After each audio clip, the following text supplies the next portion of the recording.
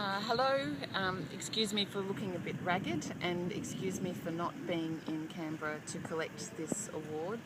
I have some home duties after finishing today a 3-week field trip in Papua New Guinea gathering up more material for more stories. I'm absolutely thrilled to have been given the honour of this ACFID award, particularly coming after a hero like Sean Dorney.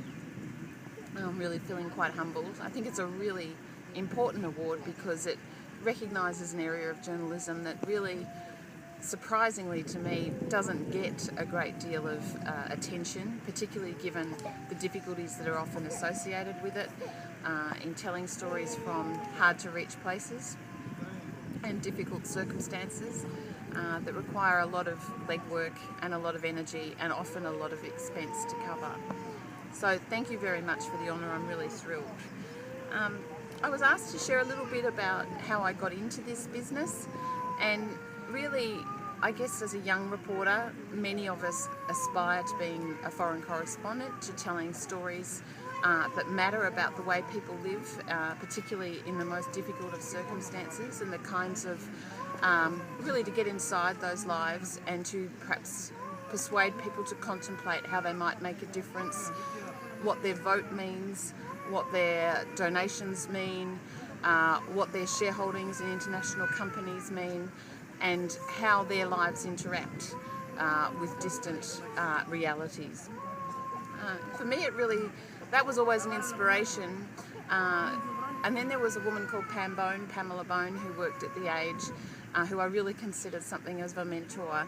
And she gave real priority to covering these issues, and The Age gave her a great deal of scope to explore distant stories and distant realities. And after Pam got sick and left the paper and subsequently sadly died, nobody was moving into that space. It was as though it was neglected, so I decided to kind of pick that up. I did a couple of trips to Africa looking at issues related to development and aid, and then I became aware that every time I looked at the UN index, the health index, there was Papua New Guinea often in the most needy area in relation to education, certainly in relation to maternal and child health. Maternal death rates were shocking, and I was intrigued that these stories just rarely came to us, and that was really the beginning of my involvement in this really intriguing, bemusing, appalling, what are the words I'm looking for? It's an intriguing place. It's a deeply complex place.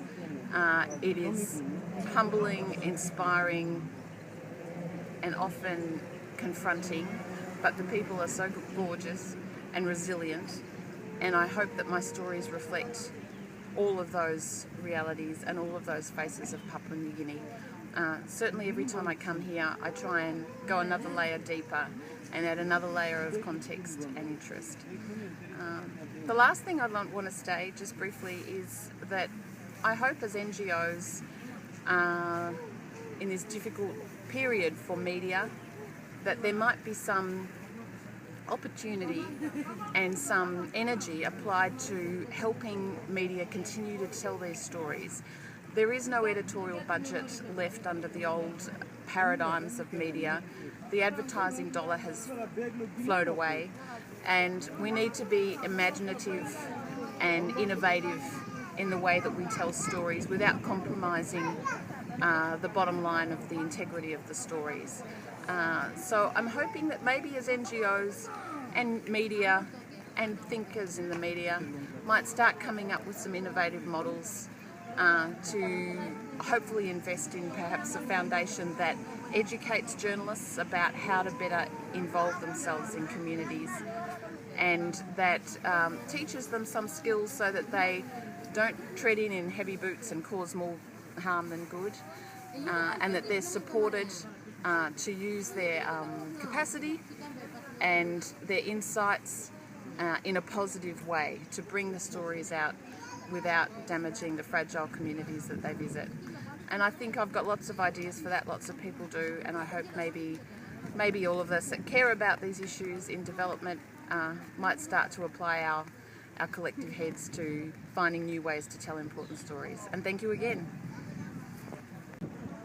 A really important aspect of this award, or I wouldn't have won this award or had the opportunity to do the stories that you're recognising today if it wasn't for the Global Mail.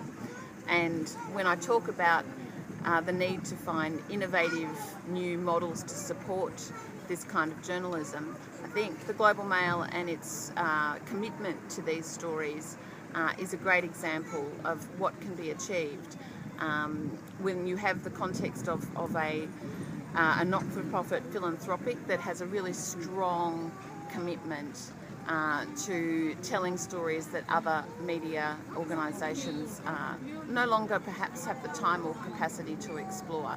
And just by being in that space, it inspires others to go there. And we've seen plenty of follow-up on these stories, and I'm excited at the prospect that if I go somewhere, or if other reporters get access through a model like the Global Mail, it means that there's some impetus for other publications, other organisations, to give them a kick to go along and visit it as well. So thank you again to the Global Mail.